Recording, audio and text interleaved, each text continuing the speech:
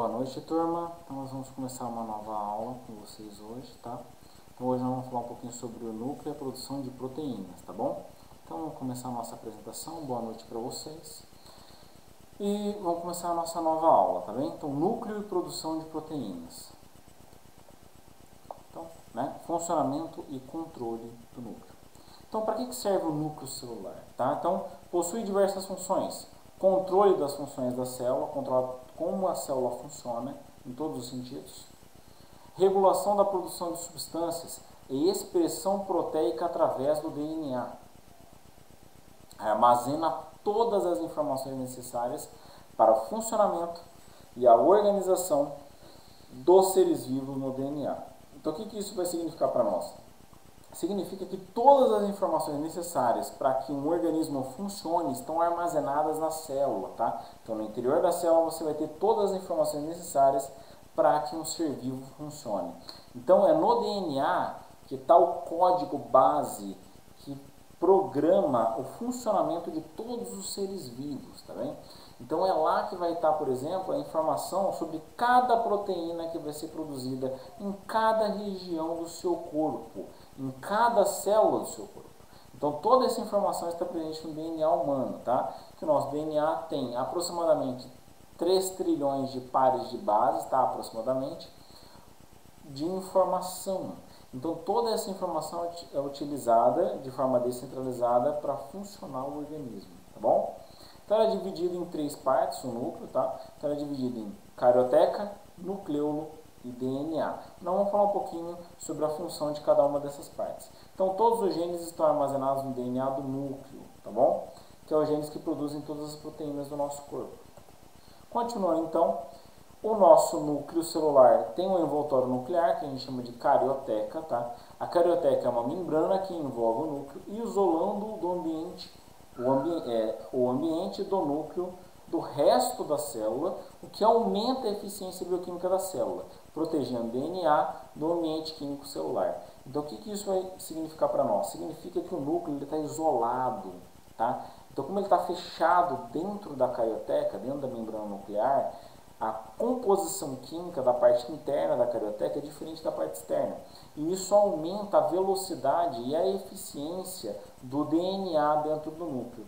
Que é diferente, por exemplo, lá do procarionte, em que o núcleo, que não existe núcleo, né? Então o DNA está solto na célula, mas isso reduz a sua eficiência, tá? E o seu trabalho, tá bom?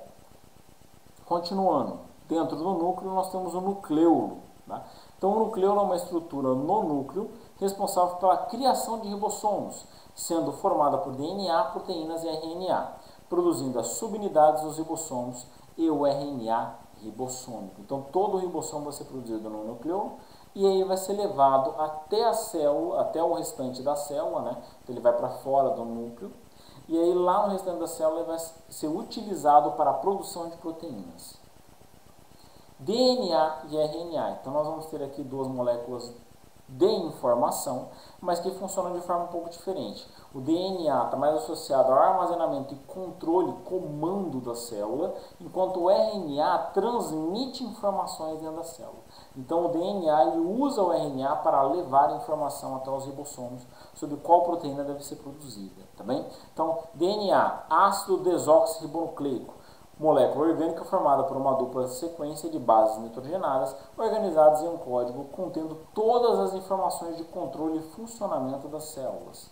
Pode estar disperso pelo núcleo ou organizado em cromossomos durante a divisão celular. E aí, quando ele for se organizar em cromossomos, nós vamos trabalhar lá na parte de mitose e meiose, que é a parte de divisão celular, que a gente deve estar trabalhando um pouco mais para frente, tá bem? RNA, ácido ribonucleico, molécula simples formada por uma sequência de bases nitrogenadas formada a partir de uma fita de DNA. Então, uma das fitas de DNA é usada para fazer uma cópia. E essa cópia, a única função dela é transmitir informação, que é a cópia de RNA, tá bem? Pode ser dividido em 3 tipos. RNA ribossômico, que forma o ribossomo. Então, o ribossomo ele é feito de uma espécie de RNA especial, tá, para construir o ribossomo junto com proteínas. Já o RNA mensageiro, ele leva a informação do DNA até o ribossomo, tá? E nós temos também o RNA transportador, que usa as trincas de base, tá, para se conectar a aminoácidos ele conecta esses aminoácidos ao RNA mensageiro dentro do ribossomo para construir as proteínas, tá bem? Então nós vamos falar o processo aí passo a passo mais adiante. Então aqui, diferenciando o DNA do RNA ainda, tá? Nós vamos ter aqui, tá? Se você ver na imagem, nós temos uma dupla fita, né? Então nós temos uma fita aqui e uma fita aqui. E essa dupla fita, vocês vão perceber que C liga com G e o T liga com A. Então CGTA, que é a forma como as bases nitrogenadas vão se conectar na dupla fita de DNA. Então nós temos aqui uma dupla fita de DNA, sendo que a citosina sempre vai se ligar com a guanina e a timina sempre vai se ligar com a adenina.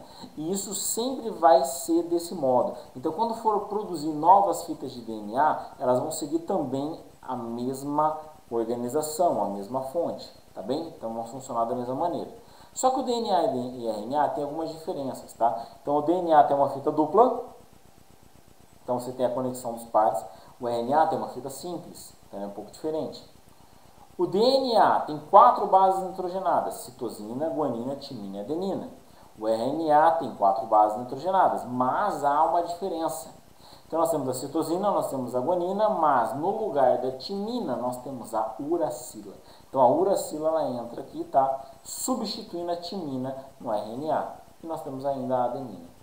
O açúcar também é diferente. Por quê? Porque nós temos a base nitrogenada, nós temos o açúcar e o grupo fosfato para formar o DNA e o RNA. Só que no caso do açúcar, no DNA vai ser a desoxirribose e no RNA vai ser a ribose. Então vai ter uma diferença no açúcar que constrói a sequência de DNA. Ele é um pouco diferente, tá?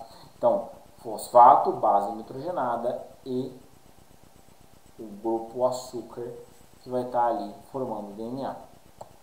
Continuando então as bases nitrogenadas, vamos comparar aqui, né? Então, dupla ligação, até aqui eu tenho uma dupla fita ligada, né? Com as conexões de citosina, guanina, timina e adenina, tá? E aqui nós temos uma fita simples, que é a fita de RNA, que tem citosina, guanina, adenina e uracila, que a uracila está ligando no lugar da timina. Continuando, então, duplicação do DNA. Então, como ocorre a duplicação do DNA? Porque o DNA, para ser transmitido para as novas células, ele precisa ser duplicado primeiro. Então, ele é duplicado e depois dividido para as células depois da divisão celular. Tá? Então, como uma célula quer originar novas células, elas duplicam o DNA para depois dividir para as novas células. Como acontece esse processo? Bem, então a helicase separa as fitas de DNA que são copiadas pela DNA polimerase, formando novas fitas de DNA a partir do molde das fitas anteriores, tá bem? As fitas são copiadas no sentido de 3 para 5,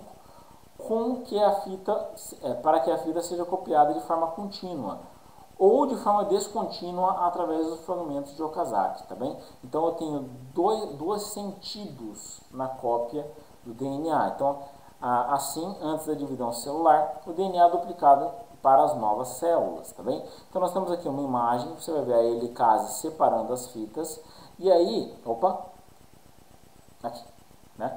E aí você vai ver que nós temos uma DNA polimerase em cima e uma DNA polimerase embaixo.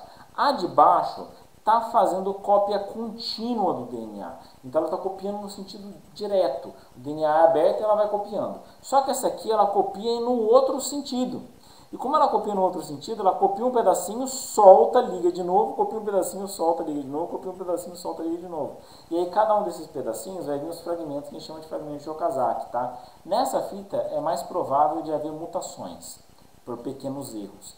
E aí o que acontece? Essas mutações podem auxiliar no processo de evolução da célula, evolução do organismo, tá bem? Então aqui nós temos um outro exemplo aqui, né? Vai funcionar mais ou menos da mesma maneira, tá bom?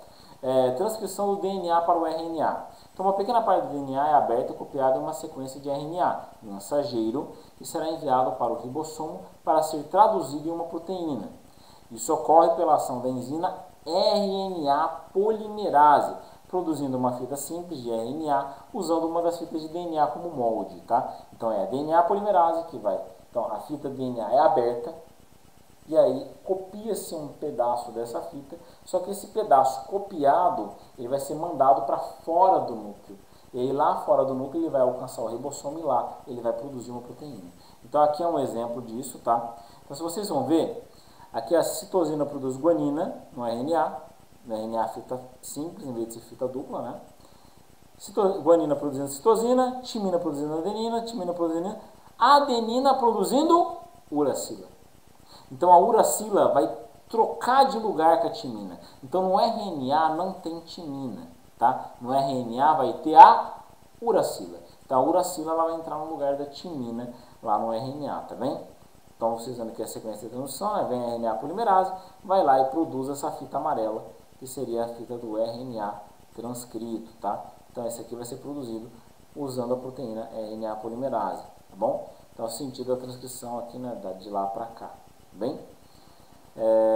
Então foi transcrita a fita vermelha aqui no caso, tá bem? Então, tradução do RNA em proteínas, tá? Então o RNA mensageiro é traduzido em proteínas nos ribossomos, onde o RNA transportador traz aminoácidos que vão sendo encaixados, tá? Formando novas proteínas que serão utilizadas pelas células. Assim, a informação do DNA transcrita no RNA mensageiro é convertida em proteínas funcionais no interior da célula. Como é que você vai ver isso nessa figura? Que é exatamente o que está acontecendo aqui. Então, o RNA mensageiro vem, entra aqui no ribossomo, e conforme ele vai entrando, você vai ter as trincas, tá? Que vão ser o quê? Trincas de base, de 3 aminoácidos. Essas trincas de base se ligam a trincas de RNA transportador, que está carregando o aminoácido. Então, quando ele vem aqui, ele se conecta e aí ele liga esse aminoácido a outros aminoácidos para formar uma cadeia polipeptídica. E aí, quando termina o processo, essa cadeia polipeptídica vai originar uma proteína.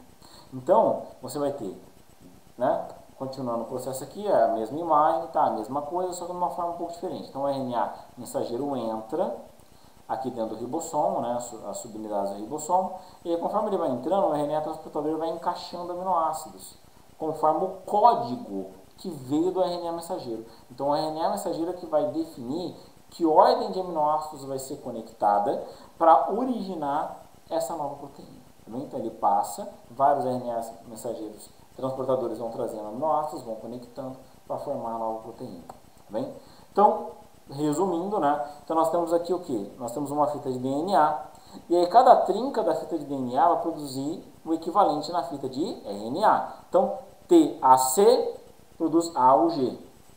T produz A produz uracila, né? Que aqui a uracila entra no lugar da timina, então é um pouquinho diferente. C com G, T com A com U. Só que o AUG corresponde a um aminoácido, que vai ser a metionina. Então, a UG começa a sequência com metionina, depois isoleucina, serina e assim vai. Então, AUC, isoleucina, UCG, serina e assim até a sequência de parada. Então, aqui, o AA seria uma sequência de parada. Tem outras sequências de parada também, tá? Então, quando chega na sequência de parada, não vai conectar mais nenhum aminoácido. Simplesmente parou, terminou a produção daquela proteína.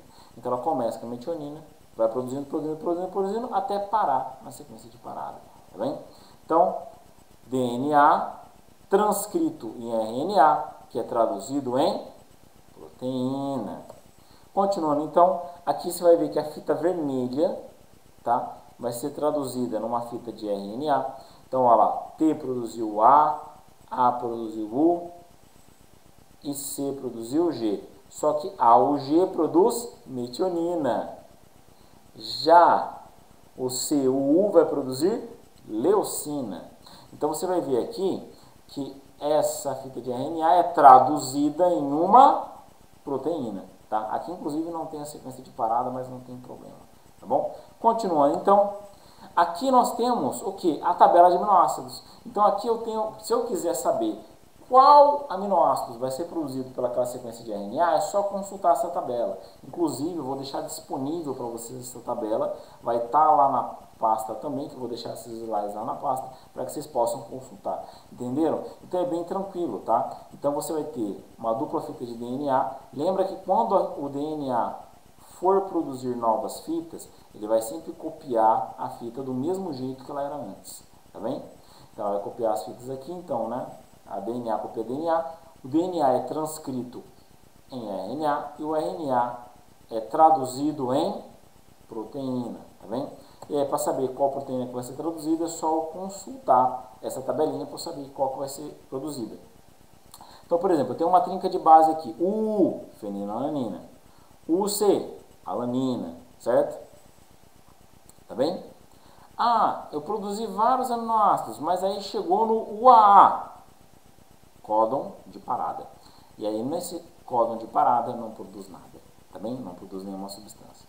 Então, né, geralmente se começa com a metionina, que é o AUG, e aí passa por todos esses aminoácidos até formar uma proteína, tá bom? Turma, é isso por essa semana, tá? Muito obrigado, boa noite para vocês, bom descanso, aproveitem bem o feriado, deixei esse vídeo para vocês essa semana para que vocês tenham um material, semana que vem eu devo estar trazendo alguma atividade avaliativa, tá? Mas vou deixar todos esses slides, tá? E também a atividade, esse vídeo gravado para vocês essa semana, tá bom? Um abraço, um bom fim de semana, um bom feriado para vocês, tá? Um bom descanso e até a nossa próxima aula.